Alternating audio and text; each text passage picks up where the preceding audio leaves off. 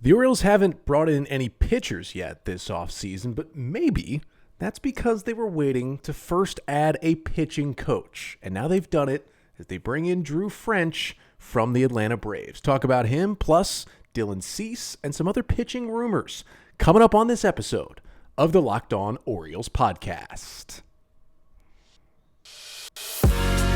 You are Locked On Orioles, your daily Baltimore Orioles podcast. Part of the Locked On Podcast Network, your team every day. Hey there, Orioles fans. Today is Friday, December 1st, 2023, and welcome back into the Locked On Orioles podcast, part of the Locked On Podcast Network, your team every day. As always, I'm your host, Connor Newcomb. And coming up on today's episode, we are diving into some Orioles news and notes as the O's have hired their new pitching coach, bringing in Drew French from the Atlanta Braves. We'll talk about his baseball background, what he brings to Baltimore. Then a shout out to Félix Bautista for winning AL Reliever of the Year. Talk about how good he was and how the O's can try and fill in that production with Félix out for 2024. And then a little bit about some Orioles rumors involving some starting pitchers that they could be after this offseason. But that's all coming up on this episode of the Locked On Orioles podcast, which is brought to you by FanDuel. Make every moment more. Right now, new customers get $150 in bonus bets with any winning $5 moneyline bet. That's $150 just if your team wins. So visit FanDuel.com/lockedon to get started today. So we open things up on an Orioles news and notes episode with a new pitching coach in Baltimore. If you remember a few weeks ago, the Orioles announced they had reassigned pitching coach Chris Holt, who had been here for the last few seasons as the pitching coach. He came over from Houston. Mike Elias kind of brought him with him to be the director of pitching, oversee a lot of the minor league pitching in the system. He was promoted to pitching coach.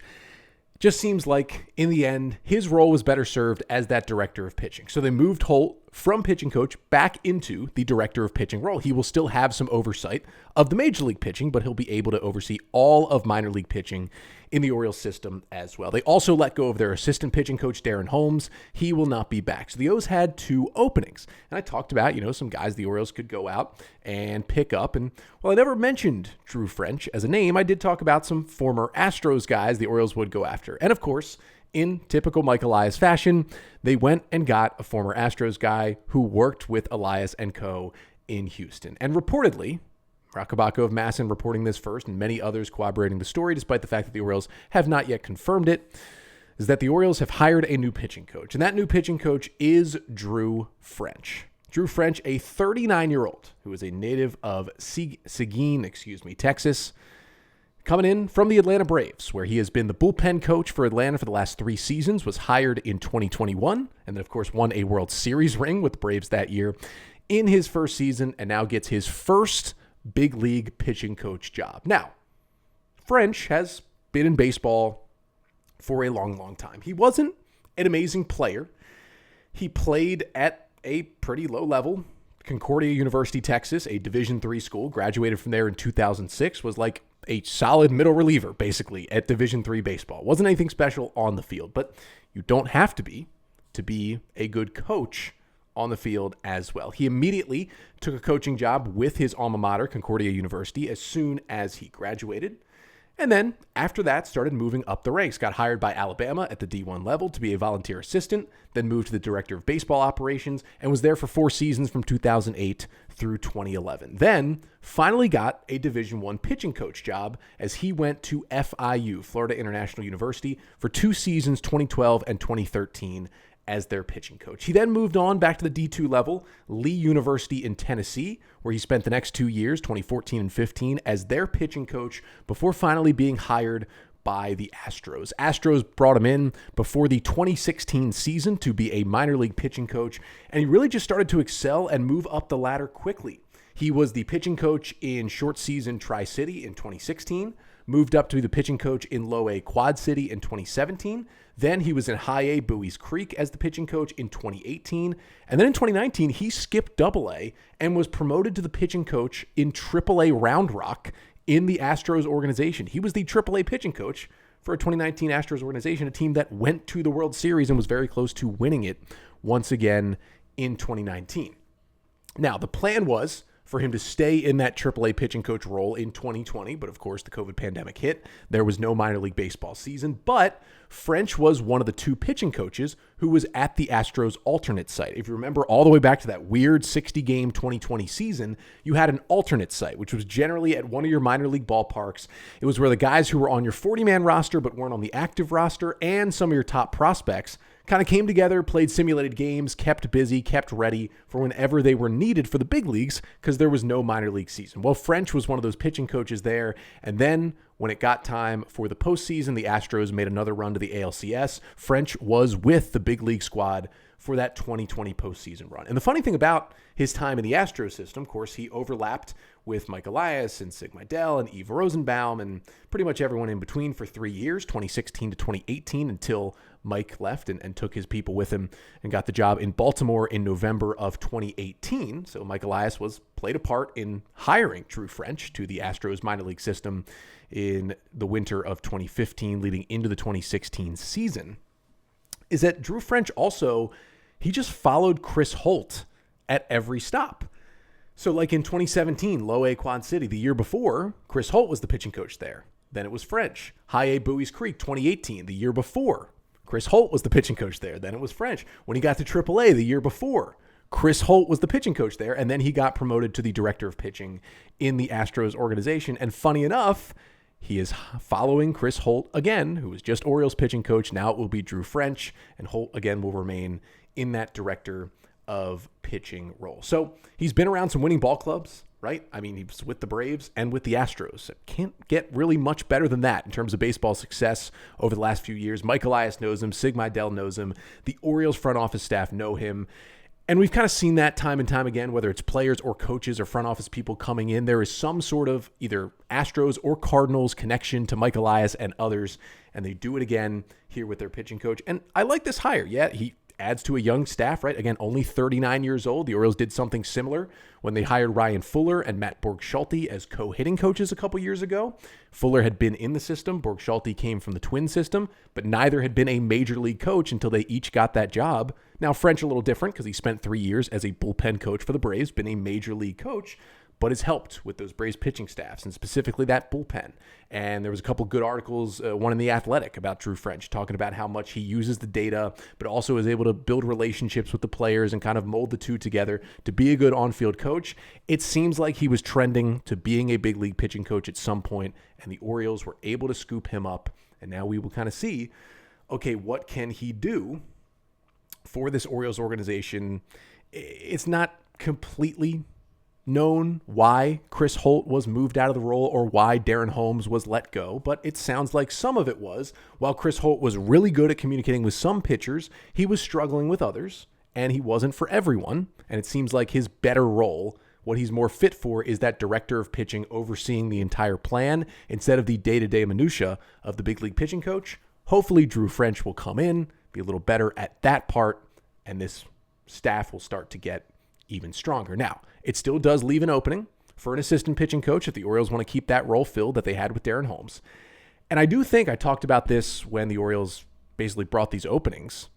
I figured Justin Ramsey, who has been the AAA Norfolk Tides pitching coach for the last couple of years and has been huge developing the Orioles pitching, also is just kind of the upper minors pitching coordinator, so oversees some pitchers in AA as well. The top Orioles pitching prospects, they have all worked with Justin Ramsey. It seemed like we were on track for Ramsey to get one of these jobs. I figured he wouldn't get the big job. He'd probably get the assistant job. Well, now that they've filled the big job, they still could go outside the organization for an assistant pitching coach. But to me, I don't have like the inside information. My gut tells me probably a better chance than anyone else that Justin Ramsey will be hired in that assistant pitching coach role. But again, Drew French is the Orioles' new big league pitching coach, and hopefully we'll get some more info about him and how this all came together in the coming days and weeks throughout this offseason. But speaking of pitching, Drew French hopefully eventually will get to work with Félix Bautista. Now, it's not going to happen in his first season. Bautista will miss the year after getting Tommy John surgery in October. But that didn't stop him from taking home some hardware this week. And coming up next, we'll talk about another award for Félix Bautista, really look back at his season again and think about how will the Orioles try to replace him at the end of games in that bullpen in 2024.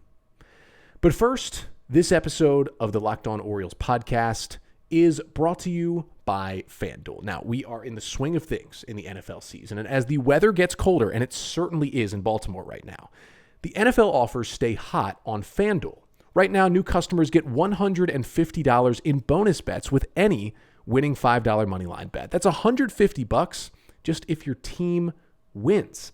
So if you've been thinking about joining FanDuel, there is no better time to get in on the action. The app is so easy to use. There's a wide range of betting options, including spreads, player props, over-unders, and more. So visit FanDuel.com/lockedon and kick off the NFL season with FanDuel, official partner of the NFL.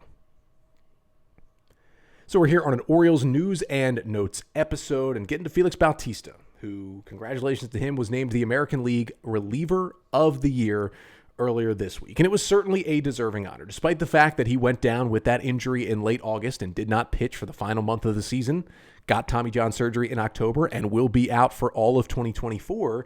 He was spectacular when he was out there this year. 61 innings, a 1.48 ERA, and 33 saves for Félix, who had an unbelievable 46% strikeout rate to an 11% walk rate. That splitter fastball combination was just unbelievable what he did with those two pitches. Fall off the table splitter, at it with a fastball that he ran up to 103 at times this season.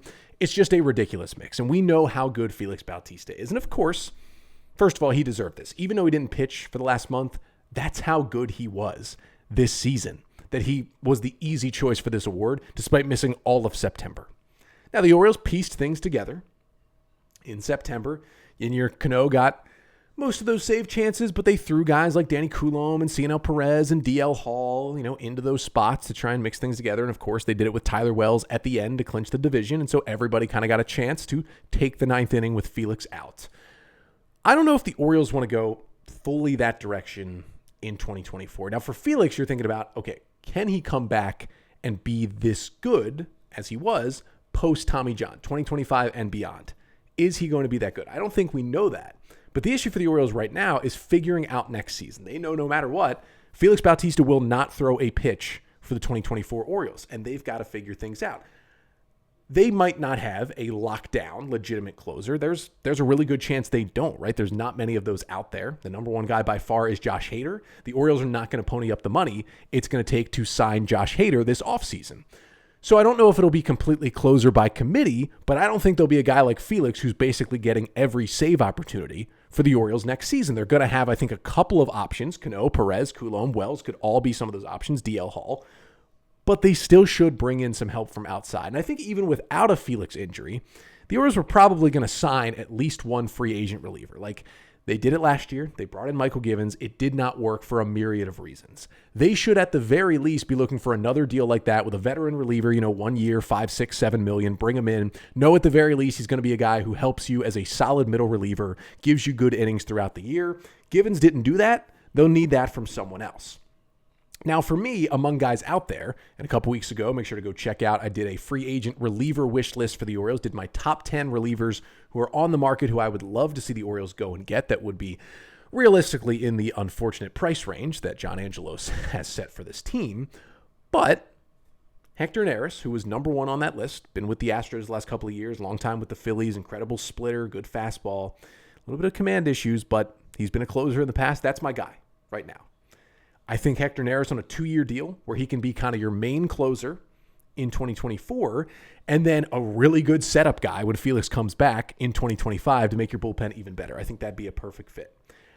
I would honestly still go for 2 relievers. Even if you got a guy like Hector Neris, I would still fill in with the Michael Givens type, the veteran, fairly cheap 1-year deal middle reliever who you hope, unless he gets injured like Givens did multiple times, you hope will throw 60 plus innings for you this year with a 3-something ERA and just really be a solid guy you can go to in the 6th inning when you need him. At the very least, I feel like they should go get another one of those guys. And I ranked some of these guys. I still think Phil Maton of the Astros, previously the right-hander, and then Wandy Peralta, the lefty who was with the Yankees. 2 solid guys who should cost definitely 1 year, less than $10 million. I think the Orioles should go after one of them with Neris as well. Now, as you know from listening to this podcast, the Orioles don't listen to me. They don't do what I would like for them to do. But the reliever market What's interesting is there's been some relievers who have been signed already. The offseason hasn't really super kick-started yet, especially for relief pitchers. A lot of them will sign later in the process too. But there's been kind of three main relievers who have signed big league deals so far. Emilio Pagan was the most recent one. He signed a 2-year, $16 million deal. And Pagan is interesting because, he was really good with the Rays, like unhittable a couple years ago. He gets traded to the Padres, kind of falls apart, then gets traded to the Twins, was bad again, and then kind of figured it out this year. Had a sub-3 ERA in Minnesota in his walk year and ended up with $8 million per year.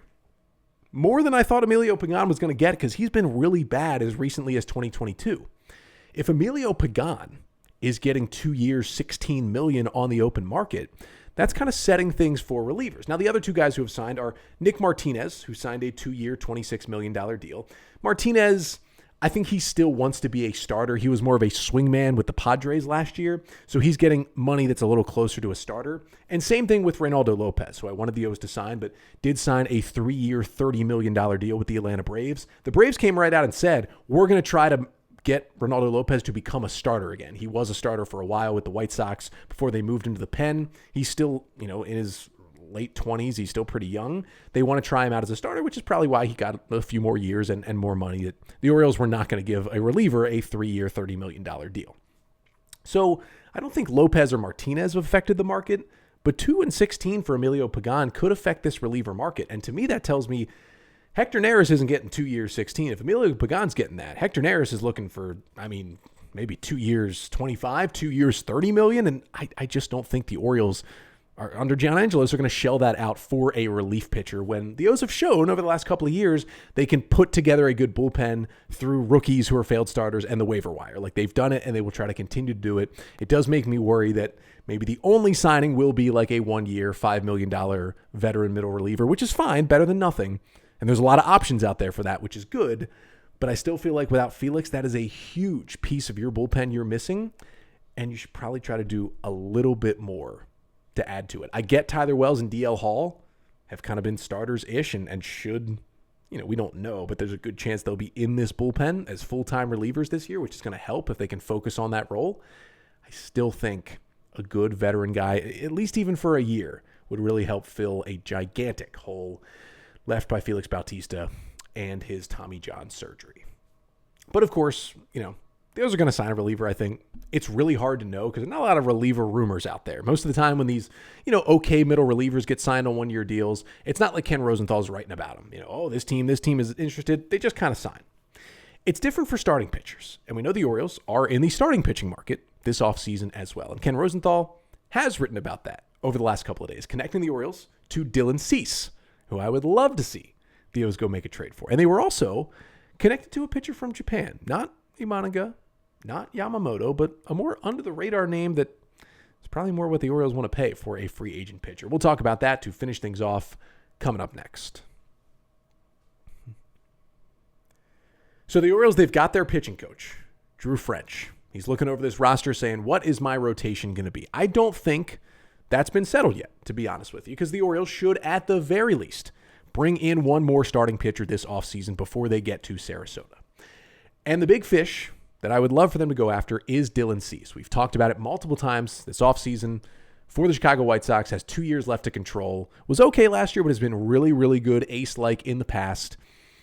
Could be a really good fit atop the Orioles rotation. Did an episode a couple weeks ago with Herb Lawrence, White Sox podcaster, talking about, hey, we just made kind of a mock trade, what it would take for the O's to go and get Dylan Cease. And those trade talks are continuing on, according to multiple people who cover the game, including Ken Rosenthal, who wrote in The Athletic this week that the White Sox, after an initial report not coming from Ken, said, hey, the White Sox might make this trade immediately.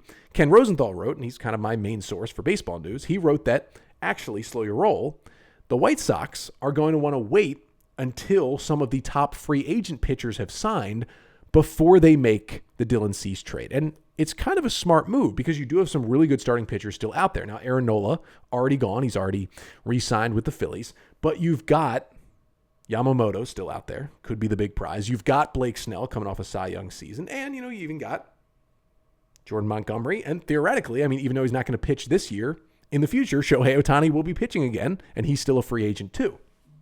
I would get this from the White Sox perspective, right? You want to wait for the teams, the big money teams, to go and sign those players, or maybe even the teams who want to trade for Dylan Cease, when they miss out on Yamamoto, or they're going for Blake Snell and they miss out on him, they become even more desperate to get an ace starter. Because once you've let the aces on the free agent market go, the only way to get a number one is through trade. And that means if a team is desperate for a number one, they're probably going to be willing to give up a little bit more in that trade to get Dylan Cease. So you kind of get it from a business perspective for the White Sox. And Rosenthal wrote about this in the column too. This almost kind of benefits, or it could, a team like the Orioles, who he did report, is in this mix potentially for Dylan Cease. And he mentioned the Cincinnati Reds in this same sentence that, the Reds and the Orioles, as Rosenthal said, they're not going to be playing at the top of the free agent market for pitching. We know this. They're not giving offers to Blake Snell or Jordan Montgomery to go and get those guys. They might go for the much lower deals in free agency, might be looking there. But if they're going for a number one guy, it's only going to be in a trade for the Orioles. I think we've all accepted that, and Ken Rosenthal's writing about it as well.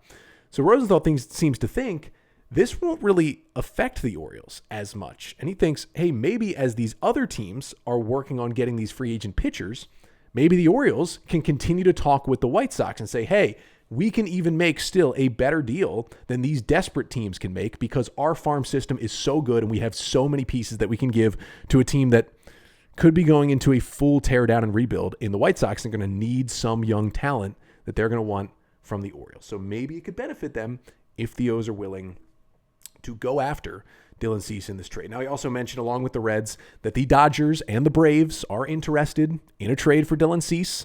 Now, they maybe don't have as many good prospects. They got some good ones, but they got more money to spend, and they're going to be more aggressive, as those teams always are in the offseason. So that's what the O's are fighting with. But in terms of prospects to give up, the O's have what it takes, especially if you're looking for hitters, and the White Sox need everything. Nobody can beat what the O's can offer. It's just a question of, will they offer it up in a trade? Now, Dylan Cease could be an ace for the O's if they would go and get him. The only other pitcher that the Orioles have really been connected to by anyone so far this offseason, we'll see more of this as the winter meetings get started next week, but the only other pitcher is somebody that I didn't know about until this week, and most baseball fans didn't know about. Didn't even know this guy would be a free agent this offseason. And that is Naoyuki Uwasawa, who is a 29-year-old right-handed pitcher who has been pitching in the NPB in Japan professionally since 2014, when he made his pro debut at age 19.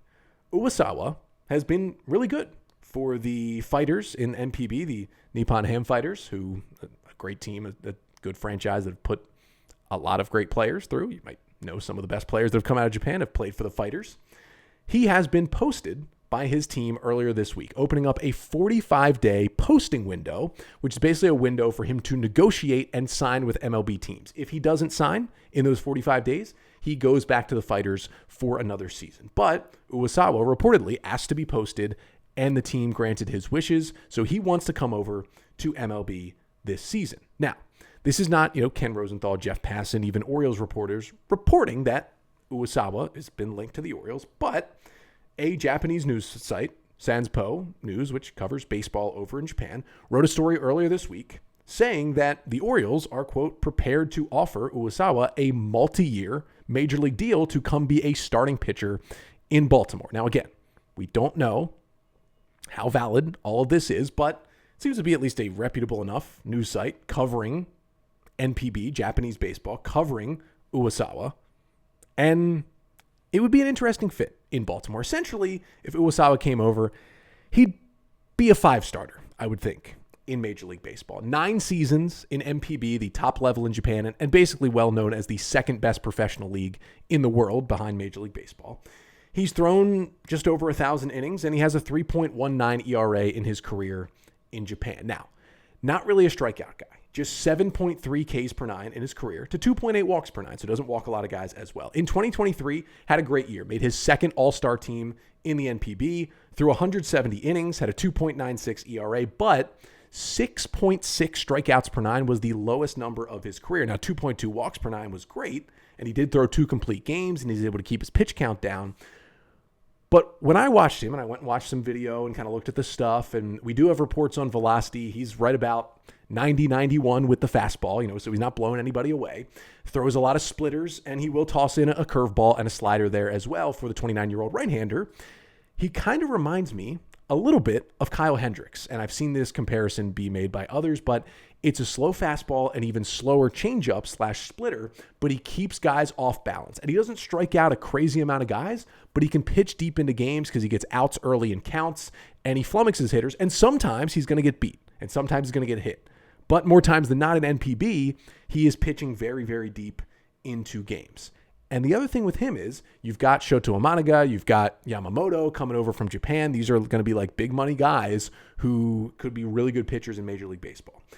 Uwasawa's got a lot more questions about, how good he can be over here in the majors. The first one being the velocity, and the second one being just didn't have as much success in Japan, although, again, really good. 3.19 ERA in his career, 2.96 in 170 innings last season, but it's still not the kind of pitcher that those two guys are. What that means is he's going to be pretty cheap in free agency. I would guess, this is like an educated guess more than I know what these players cost, something like a 2-year, $10 million deal would probably get Uwasawa to Baltimore. I mean, that's $5 million per year for potentially a number 5 starter. That would be good value for an Orioles team that is not willing to spend much money in free agency. I was trying to compare it to other deals. You can't really compare it to like Kodai Senga last year because Senga was an ace and he was incredible with the Mets.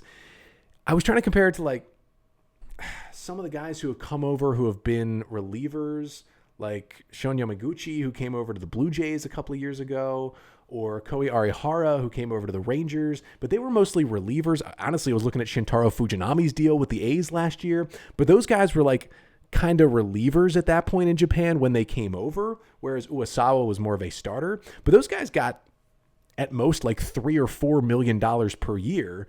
So if you add that he's a starter, $5 to $6 million per year. Also add in a posting fee, which is 20% of the first $25 million. So if the deal doesn't reach $25 million total, it's just 20% of the deal. So if it were a 2-year, $10 million deal, the Orioles would also have to pay a $2 million posting fee to the fighters. So in total, they'd pay $12 million, but it still seems pretty reasonable to go and get a guy who you think can be a big league starting pitcher. So he'd be an interesting guy to go get. Right? We haven't seen, any further sources report that the Orioles are linked to him, at least at this point as I'm recording here later on Thursday evening.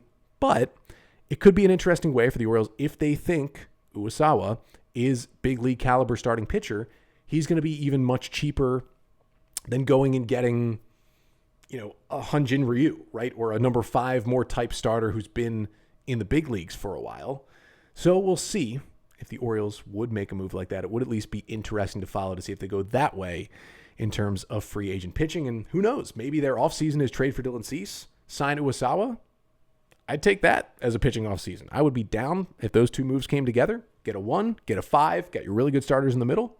I feel pretty good about the Orioles heading into 2024 if they made those moves. But that'll do it for today's episode and for this week on the podcast. Thank you so much for tuning in. We will be back on Monday as the winter meetings begin. We'll be doing a mailbag Monday. So again, get your Orioles questions in. You can put them right here in the YouTube comments. Make sure to like, comment, and subscribe to the Locked On Orioles YouTube page. You can also email us your questions. That is lockedonorioles@gmail.com. I'm not super on Twitter right now. Might be a little more active on there when the winter meetings start next week. But again, lockedonorioles@gmail.com. Send in your mailbag questions. Also, just send in any Orioles thoughts, any thoughts about the pod. Let me know. You can email the pod right here. And again, we'll be back with a mailbag Monday, or maybe the O's make a move. And of course, we break that down when I am back on Monday's episode. But until then, I'm Connor Newcomb. And this has been the Locked On Orioles podcast, part of the Locked On Podcast Network. Your team every day.